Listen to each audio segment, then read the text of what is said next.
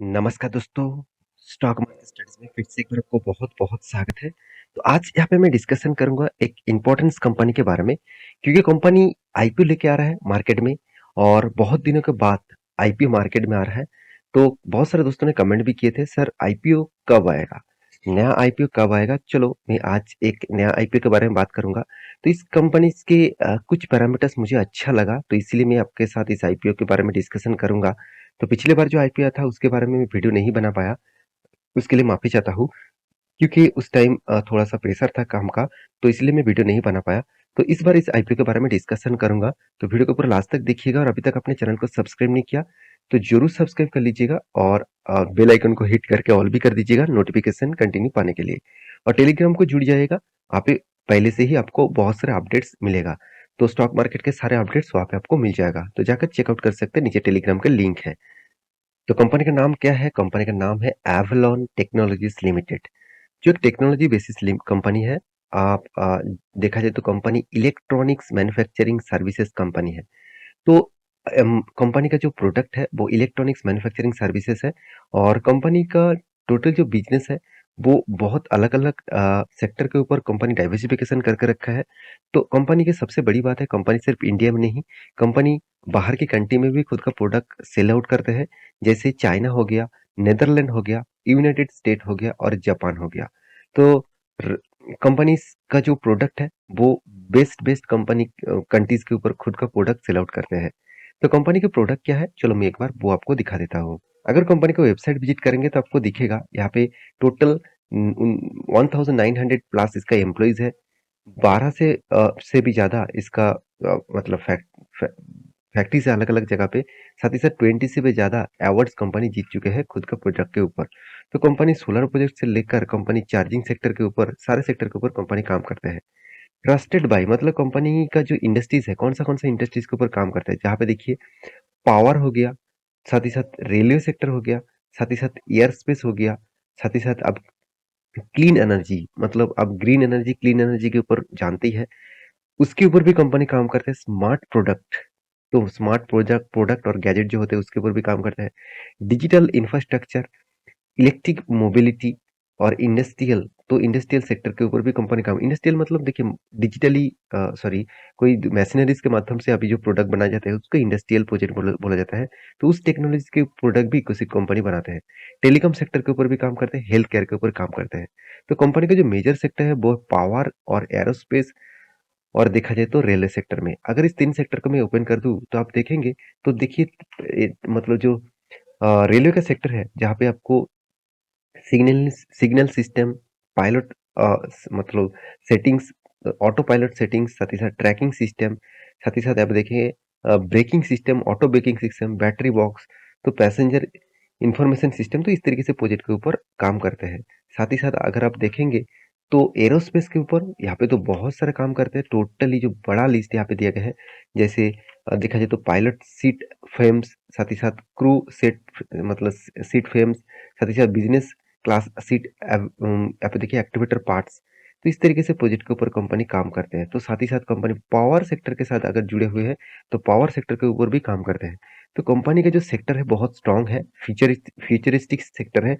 मैं जरूर कहूंगा लॉन्ग लॉन्ग जाने के लिए इस कंपनी एक अच्छा खासा काम करने वाला है। अभी फिर भी देखिए मैं जरूर कहूंगा इस कंपनी के ऊपर ब्लाइंडली निवेश आप मत करिएगा, क्योंकि इसका जो कंपटीटर है जैसे जैसे आप देखेंगे तो डिक्सन टेक्नोलॉजी इसी का ही कंपटीटर है, जिसका हालत आज किस तरीके से बुरी तरीके से पीट रहा है, क्योंकि ग्लोबली मार्केट में अभी डिमांड नहीं है। तो प्रोडक्ट का डिमांड ना होने के कारण स्टॉक के ऊपर भारी भरकम पिटाई देखने को मिल रहा है। तो रही बात कंपनी का फाइनेंशियल डिटेल्स के बारे में, तो चलो वो हम आपको दिखा। तो कंपनी के फाइनेंशियल डिटेल्स के बारे में बात करूं तो रेवेन्यूज, तो कंपनी देखिए 2020 से लेकर 2022 तक जो रेवेन्यूज का डिटेल्स है वो देखिए कंपनी 653 करोड़ का रेवेन्यू किए थे 2020 में, 21 में 695 और 22 में 850 करोड़ के आसपास। मैं 2023 को छोड़ ही देता हूँ क्योंकि अभी तो फिलहाल करंट सिनेरियो है। तो ये डेटा पहले देख लीजिए। एक्सपेंस के बारे में बात करें तो कंपनी के एक्सपेंस कंट्रोल में तो है, उतना ज़्यादा कंट्रोल नहीं है। जैसे 637 करोड़ का और पिछले बार 667 करोड़ का था और इस बार कंपनी 785 करोड़ का कर्ज मतलब एक्सपेंस किया। तो टोटल इनकम के बारे में बात करूँ तो 2020 में 12 करोड़, 2021 में 23 करोड़, 2022 में 68 करोड़ के आसपास। इसका टोटल पेड मार्जिन जो है, मार्जिन मुझे उतना खास नहीं लगा, क्योंकि 1% के 2% के आसपास 2020 में था, 2021 में 3.5% का था। हाँ, 2022 में एक अच्छा खासा परफॉर्मेंस देखने को मिला है। तो कंपनी धीरे धीरे कोशिश कर रहा है खुद को रेवेन्यू को जनरेट करने के लिए। रही बात कंपनी का अर्निंग पर शेयर का, तो अर्निंग पर शेयर यहाँ पे देखिए पहले तो बहुत खराब था, 2 रुपया का, 4 रुपये का था, अभी 11 रुपीज के आसपास हुआ है। हमेशा मैं बोलता हूँ 15% के ऊपर होता तो एक अच्छा खासा माना जाता। तो फिर भी परसेंटेज वाइज देखा जाए तो कंपनी में ऑब्वियसली पॉजिटिविटी है। पी रेशियो के बारे में बात करूँ तो पहले अवेलेबल नहीं था, आज पी रेशियो देखा जाए तो 36 से 38 है। हमेशा कहा जाता है कि 10 से 30 के अंदर पी रेशियो हो तो एक अच्छा खासा माना जाता है। फिर भी यहाँ पे पी रेशियो देखा जाए तो ज़्यादा देखने को मिला। और सबसे बड़ी बात है, इस कंपनी का जो नैप वैल्यूज़ है, वो नैप वैल्यूज़ भी ठीक-ठाक अभी देखने को मिला है। तो साथ ही साथ मुझे जिस इस कंपनी के ऊपर सबसे ज़्यादा गड़बड़ी देखने को मिला, वो है कंपनी का कर्जा। अगर ई कर्जा दिखा दूँ, देखिए कंपनी का 5%, 5.5% का कर्जा था 2020 में, और 2021 में साढ़े 5.28% का कर्जा, और 2022 में 3.64% का कर्जा। तो इसका मतलब कर्जे का जो परसेंटेज है ना, वो बहुत ज़्यादा मुझे देखने को मिला।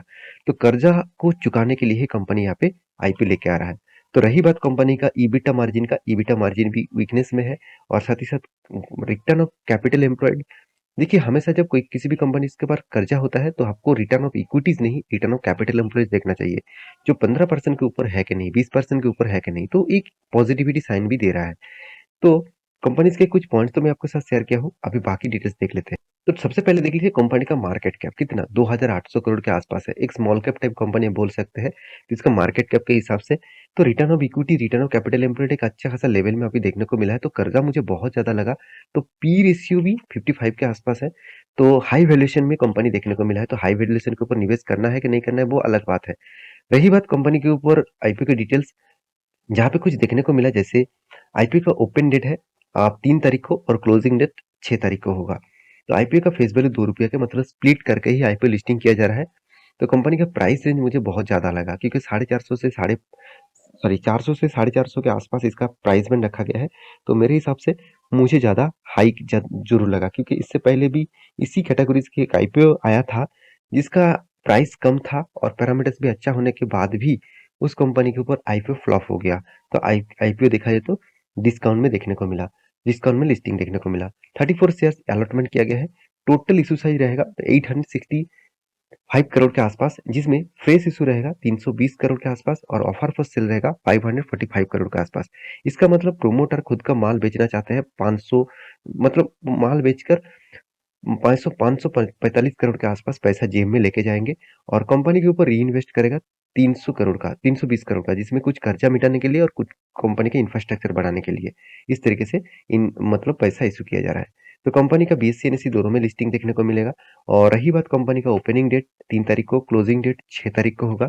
अलॉटमेंट डेट 12 तारीख को देखने को मिलेगा। अगर आपका अलॉटमेंट नहीं हुआ तो आपको 13 तारीख को पैसा रिटर्न मिल जाएगा आपका अकाउंट में, बैंक अकाउंट में, और क्रेडिट हो जाएगा ऑब्वियसली डीमेट अकाउंट में। अगर आपको अलॉटमेंट मिल गया तो 17 तारीख को, लिस्टिंग इन 18 तारीख को होगा। और यहाँ पे देखिए UPI method cut off times, तो यहाँ पे दिया गया है, कुछ क्लोजिंग टाइम दिया गया है, तो उसके बारे में बातचीत किया है। रिटेल पब्लिक के लिए 34 शेयर अलॉटमेंट किया गया है, और मैक्सिमम 442 लॉट्स आप खरीद सकते हैं 2 लाख इन्वेस्टमेंट करके। सॉरी, हाँ, 2 लाख के आसपास यहाँ पे इन्वेस्टमेंट करके, और मतलब एक लॉट के लिए आपको 15,000 रुपीज देना पड़ेगा। उसके बाद एच एन आई कैटेगरीज है, उसके बाद एच एन आई मिनिमम और मैक्सिमम है, और हाई वैल्यूएशन का इन्वेस्टर भी है, जहाँ पे 10 लाख के आसपास उसको निवेश करने का मौका मिलेगा। तो रही बात कंपनीज के देखा जाए तो ग्रे मार्केट प्रीमियम का, तो ग्रे मार्केट प्रीमियम अभी निकल के जो आ रहा है तो 30 रुपीज के आसपास, ऑब्वियसली 30 रुपीज के आसपास, मतलब कंपनी का जो अभी ग्रे मार्केट प्रीमियम का जो मतलब शेयर के ऊपर जो प्रीमियम दो देखने को मिला है, करीबन करीबन 6 से 7% के आसपास। तो एक अच्छा खासा प्रीमियम अभी भी देखने को मिला मिला नहीं, बहुत ज्यादा होगा तो अच्छा होगा। तो कंपनी के ऊपर एक अच्छा खासा लिस्टिंग देखने को मिल सकता है। तो अब इस कंपनी का ग्रे मार्केट प्रीमियम जब अपडेट होगा, मैं आपको टेलीग्राम में अपडेट दे दूंगा, जाकर टेलीग्राम को ज्वाइन करिएगा। और इस तरीके से वीडियो पाने के लिए चैनल को जरूर सब्सक्राइब करिएगा। तो मेरी इस वीडियो से आपको कुछ इन्फॉर्मेशन अच्छा मिले तो प्लीज चैनल को सब्सक्राइब करना, इसी तरीके से कंटिन्यूअसली वीडियो पाने के लिए।